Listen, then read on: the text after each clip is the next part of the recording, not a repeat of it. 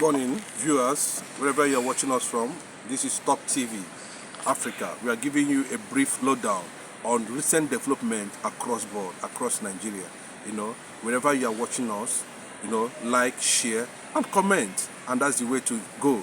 And especially now, our attention has been drawn to various recent developments on the Nigerian political scene, and of course, the recent trending stories that the president of this country has whereabouts has not been known for like 3-4 days now, and it is trending online, and Nigerians are asking questions.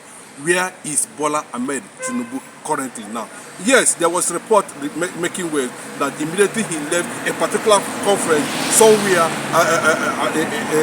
outside the country. After the conference, he left, and we have not known whether actually there was a health challenge, or actually he is being overwhelmed with the economic situation in the country, or thirdly, he has a kind of maybe food poisoning has been alleged by one activist in Finland, talking about Simon Ekpa. So we Nigerians need to know actually the whereabouts of Bola Ahmed Tinubu, and why the reason why the media aides are not coming out, to tell Nigerians this is where our president is currently now. So subsequently, Nigerians are worried, and it's unfortunate at this era, era of internet and communication, IT. The presidency itself have not deemed it fit to tell Nigerians where the president is currently, and why he was not able to transmit power to the deputy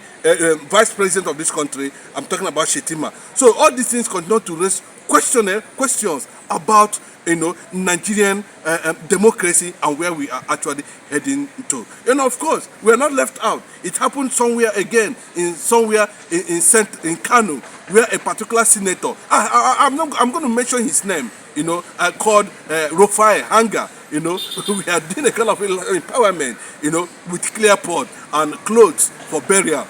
Is this kind of thing we actually voted for in APC-led government? Now, you see, I'm not a northerner, but I begin to see reason why we have continued to deprive ourselves of the basic needs, and the process of our electioneering need to be actually be reviewed. The electors themselves need to ask questions. Who are we voting into power? What are people going to do with clear pots? Is that a kind of empowerment? I think at this point in time, the DSS should step in and arrest him for damaging the psyche of Nigerians, for destroying the fabrics of the will of those who voted for him. What are Nigerians going to do with clear pot and clothes for burial? Is that the kind of empowerment we are talking about? Can that man himself, as we are talking today, use those kind of things for his own children as empowerment? I think this is a time for the northern leader to come out and state their opinion on this issue, to discourage it automatically. How can we be having this kind of people in position of leadership? Something you cannot even do to your grandson, to your own even biological children. You are doing it to other people. You didn't even bother to send those kids to schools. You didn't even bother to give them scholarships. You didn't even bother to give them vocational empowerment. We are talking about clay, ordinary clay, as an empowerment. And the media is there. Instead of them coming out to condemn it. I'm talking about what Rofai Hanga did in Kano State. Very questionable. And until we begin to do certain things rightly, Nigeria will continue to deprive herself of the fabrics of leadership. Of course, away from that, I'm expecting that at this point in time, some enlightened leaders, from the north. I think if it's under APC or PDP, I think at the ward level, they should discipline him, or even call him back and take away that mandate from him and give it to another person. That's an embarrassment to the people of Kano, so to say. Thank you. So another thing we want to also deliberate was the issue of the coastal rail. and the demolition that is ongoing, you know, in Ekpe, is very disturbing anyway. Let me tell you, Nigerians themselves need a kind of direction, cohesion, unity, sense of belonging from their leaders. We are not seeing it. There has been a lot of propaganda, you know, a kind of suspicion, conspiracy on Lagos Coastal Road.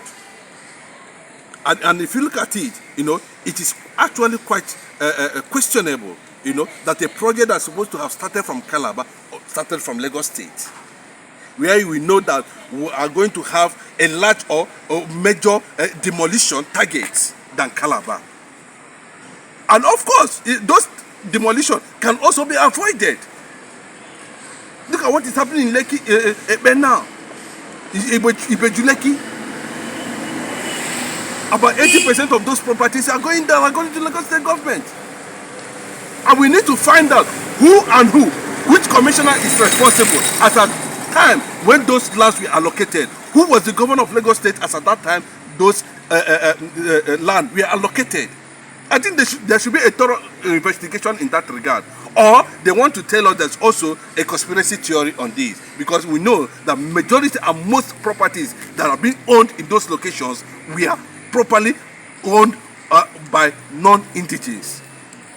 And until we begin to do that, I think to an extent, Governor Sanwo-Olu has shown a kind of lackadaisical